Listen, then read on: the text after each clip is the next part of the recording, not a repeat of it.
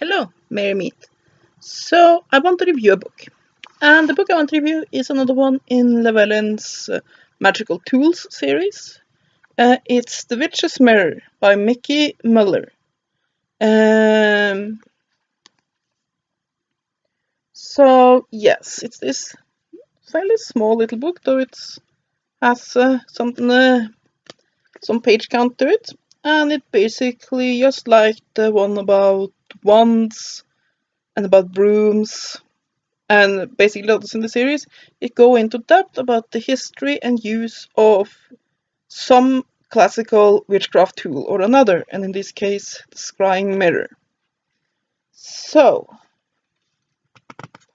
basically, let's have a look at the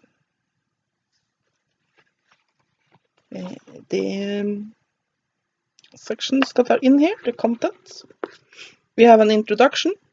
We have a witch and the looking glass, which is the introduction, and basically it tells a little bit about the book and a little bit about magic mirrors and get the ball rolling. Then we have mirrors in history, tradition, and lore, which basically goes through, well, exactly what it says, mirror lore. So you have reflections of real witches, and we have mirror lore and superstitions, legends and lore, the witch's magical mirror, mirror deities, and a list of those, reflections, and then we have Blake Octavian, shamanic magic mirrors. Then we have magical mirrors in popular culture. We have the magic of broken mirrors. Then we have the witch's mirrors for the witch's mirror. Witch mirror for the witch's mirror. Oh, those little word plays I always twist my tongue. And you have silver mirror, black mirror. We have then basically a discussion of those two. And yes, you have some sections here written by other authors as well. But anyway, we have using a witch's scrying mirror. We have images in the mirror may be closer than they appear. We have round and oval, square and rectangle and octagon, so it goes into quite some depth, because it goes into what shapes are best for the witch's mirror. Basically, quite a few options. Concave vs convex, concave mirrors, convex mirrors, Bauga mirrors, my favorite mirror, everyday mirrors, a Magick 2, the scoop on mirror washes and fluid condensers, just basically how do you clean it as well. Frames, stands and hangers, useful tips how to store, protect and recharge your witch's mirror. And then we have my personal experiences with mirrors and magic.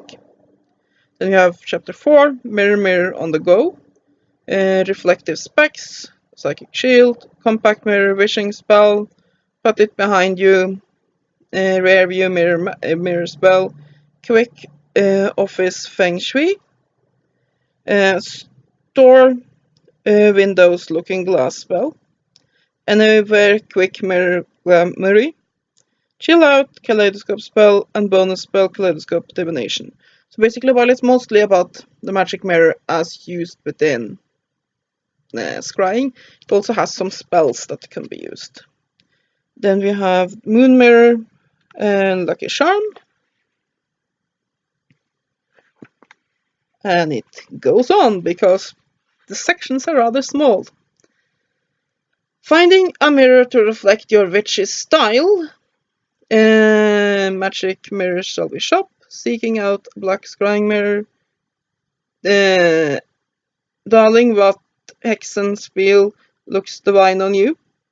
Mirrored boxes. Compact mirrors. Small but mighty. Witchy wisdom on real and folks mercury glass. Oil these rare mirrors, Indian tokens, magical Moroccan chick, Bagad and Feng Shui mirrors. And then we have Autumn, the new Mother Magic between the mirrors. Then we come to chapter 6, which has crafting and enchanting a witch's mirror, which can be quite useful. Make your own scrying mirror.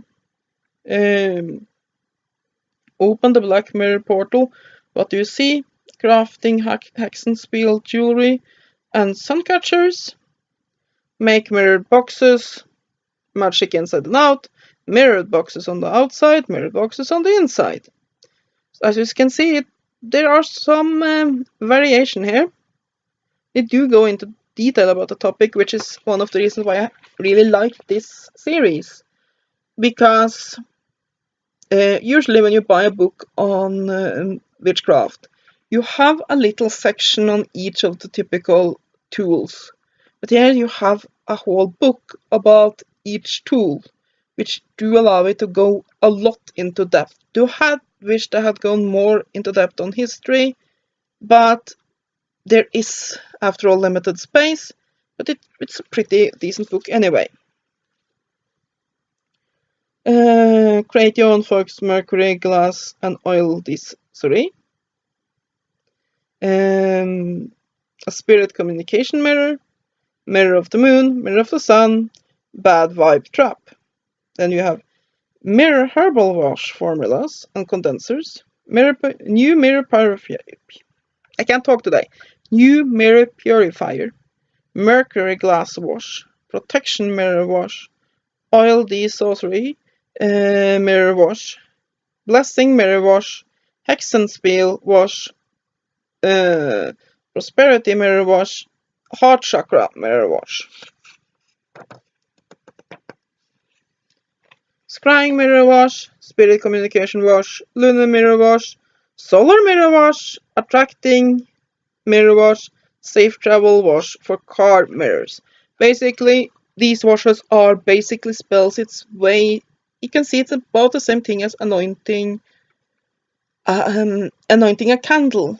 It is infusing a mirror with a particular form of energy, and that you will then use within Magic later. Then you have programming the witch's mirror, mirror condenser formulas, and some lists of those. Then you have chapter 8, spells for witch's mirrors. We have house blessing, witch glass spell, mirror box, wrong number spell, return to sender spell, smoke and mirror spell, psychomantum spirit contact spell, sun mirror metabolisms booster spell. I really like that one. Mirrored orb garden prosperity spell, multiply my fortunes infinitely box spell, shining compact mirror healing spell. That one is also a pretty good one. Indian Toran doorway or window spell, are you beautiful spell, magic for the young witch, a young witch's self-esteem mirror spell. So you can see there's quite a lot of spells in here. It's not just all about the scrying mirror, which is basically the most known use today of magic mirrors. Then you have manifesting magical goals and backing images and magical seals. Then you have mirror meditations, which is chapter 9. Between worlds, we have mirror self-recognition and significance in magic, astral travel through the looking glass. You have mirrors as an artifact, as a magical amplifier, and otherworldly portals. And then we have a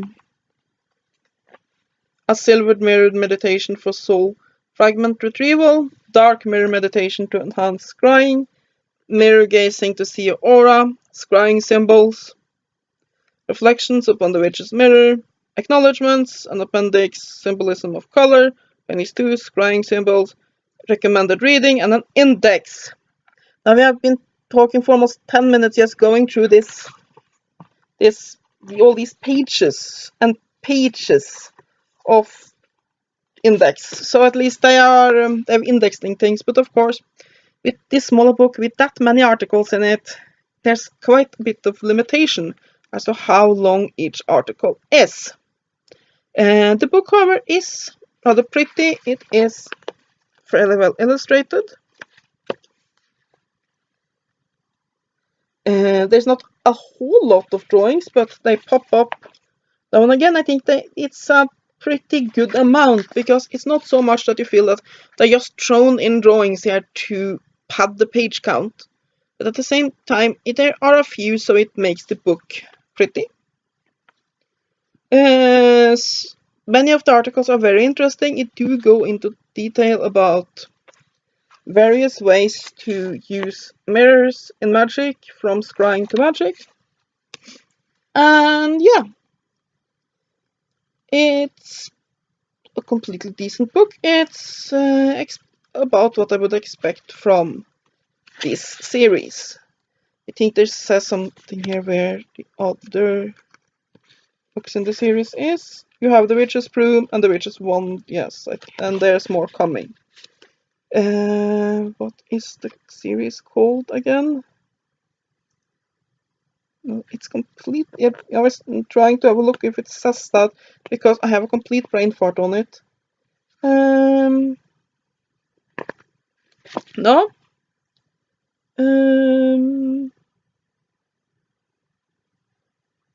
Nope. It doesn't say on it what the series is called, but it's basically published by Llewellyn, and all the books go into detail about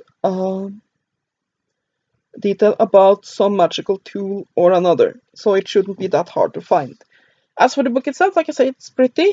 It do have a tendency to the so-called Satan's Ballsack cover. Basically, it's some sort of fake velvety thing, but in this one, it's not that bad. It's just sort of smooth and a bit softy to touch. It's not oily, which they have a tendency to be, so I think they haven't sprayed quite as liberal amounts onto this book. It's a pretty decent book if you are into starting to work with the magic mirror. This one is a good book for you. And yeah, and that is my review of The Witch's Mirror by Mickie Muller. It's published by Llewellyn. Hope you have a great day, and blessed be.